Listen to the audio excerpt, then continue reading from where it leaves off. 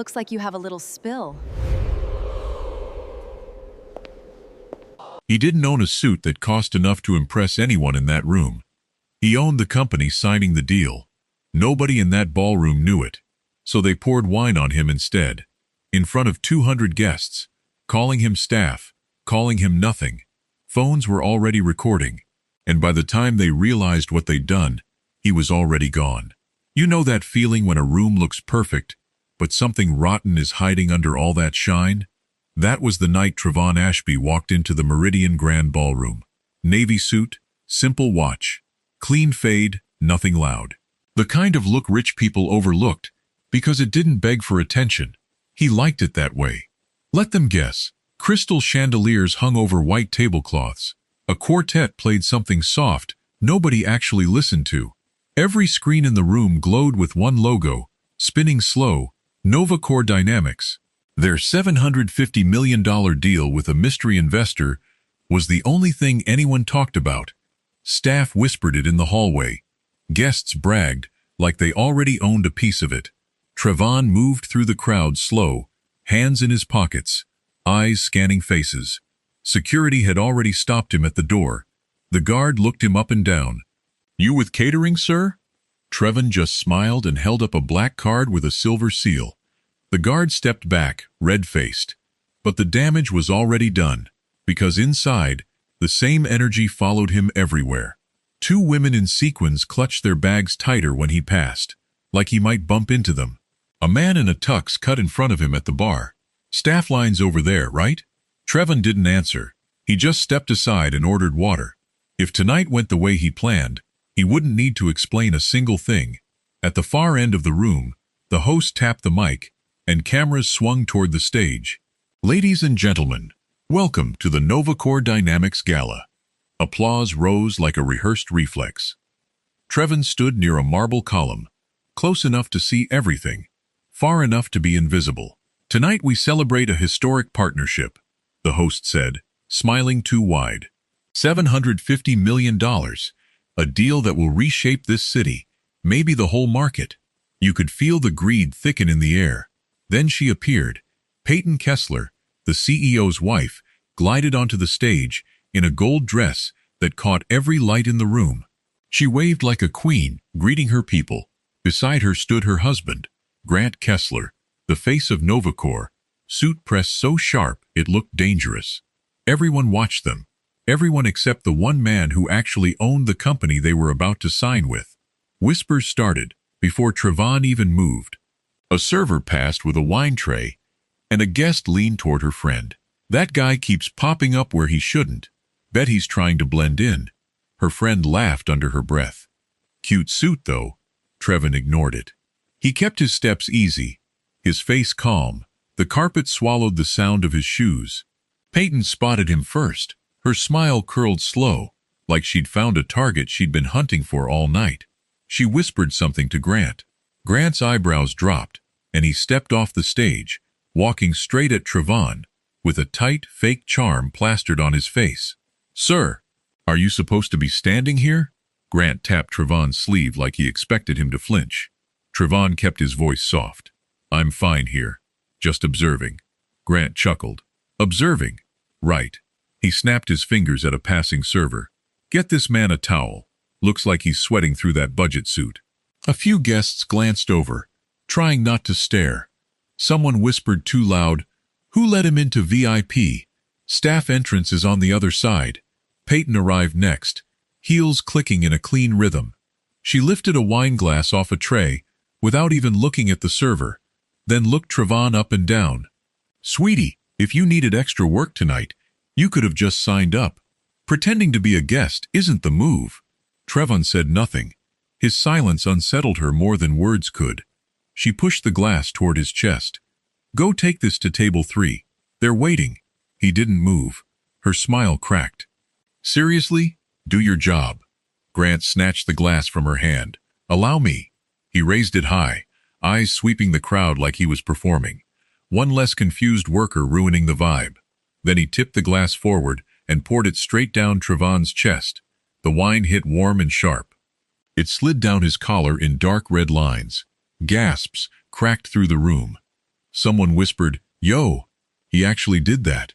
Phones lifted. Someone was already recording. Peyton laughed under her breath. Maybe now he knows where he stands. Trevon wiped his jaw with 2 fingers, slow and controlled. He straightened his jacket, turned, and walked toward the exit without saying a single word. A server whispered as he passed, "That man just walked out like he owns this whole place." Nobody believed it. Not yet.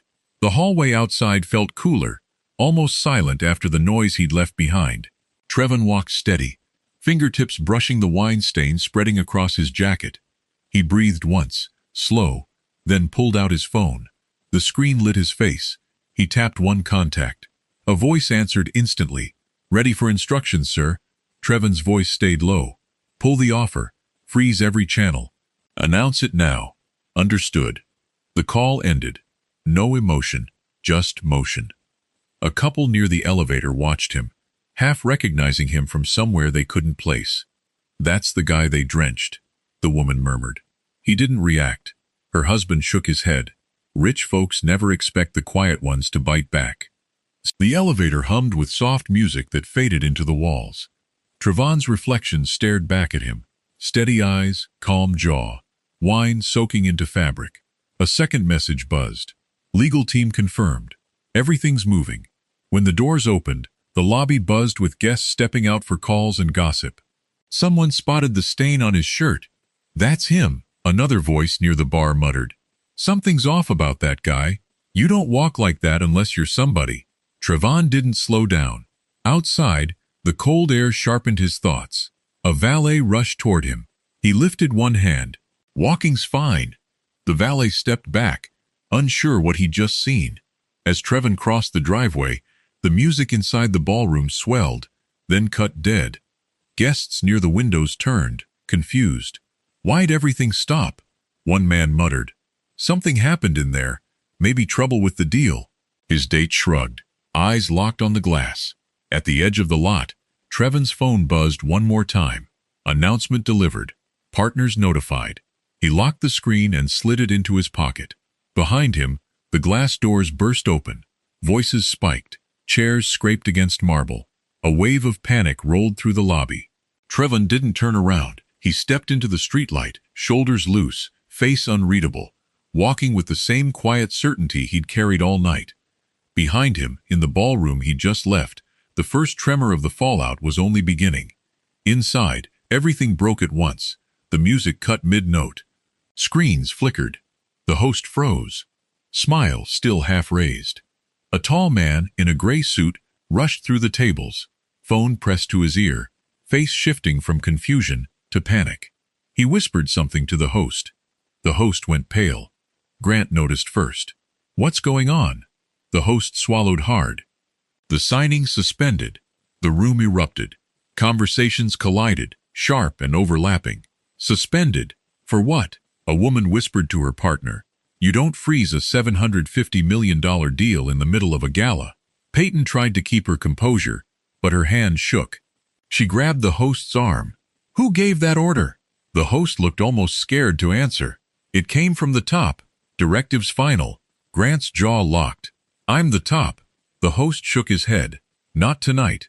Across the room, executives stared at their phones as alerts stacked up, each one worse than the last.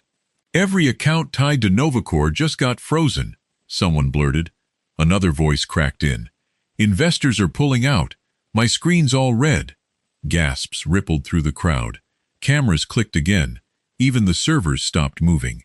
Then, someone near the doors tapped a friend's shoulder. "Look at this." The friend leaned in, eyes going wide. "Wait, isn't that the guy they poured wine on?" A video played on a phone screen. The clip showed Grant tipping the glass, the splash landing clean, Peyton smirking beside him.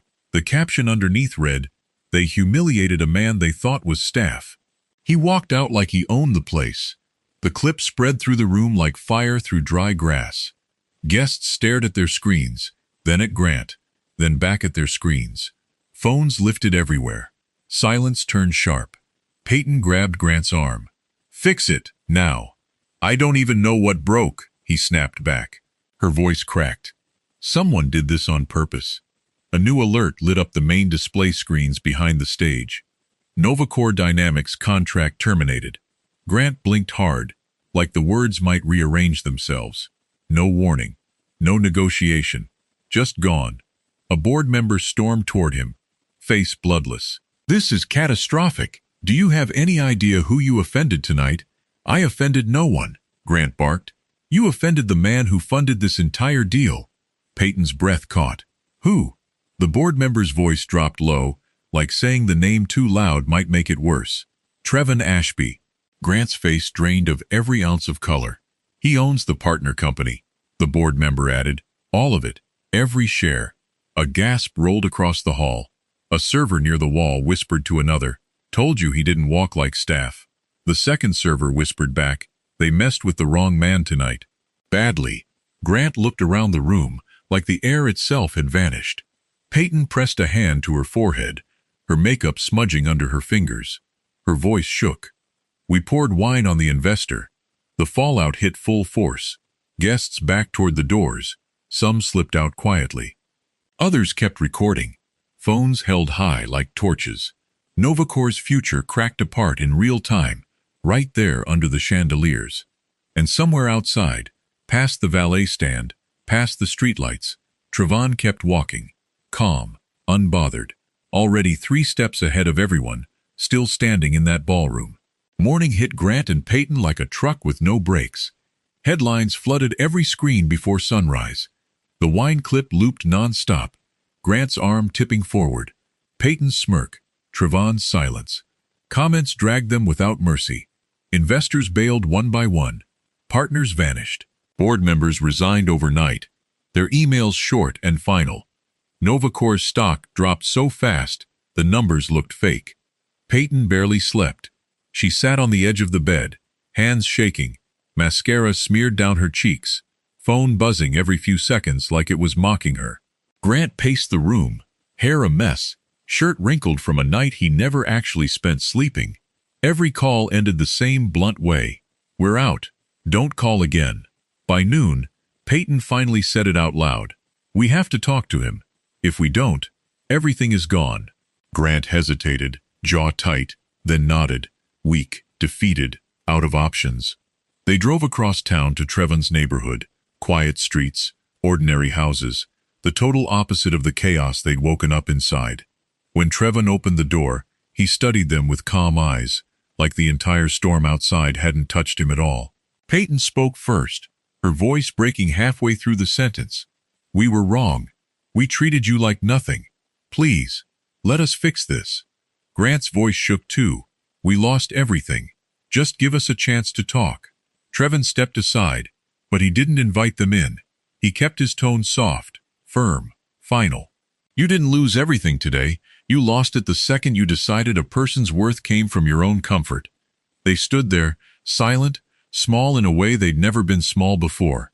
"You built a world," Trevon said, "where you believed disrespect had no cost. Now you're just seeing the bill." Peyton wiped her face, whispering, "We didn't know who you were." "That's the problem," Trevon said. "You didn't care who I was." Grant swallowed hard. "Is there anything we can do?" Trevon shook his head once, slow, final. "The deal is gone. The trust is gone. And my door is closed." He stepped back into the doorway, already turning away, already done with them. "Walk carefully," he said. "The world is smaller than you think." They left with nothing. His life kept moving forward. Their legacy stayed right there on that porch, cracked open, and never got picked back up again.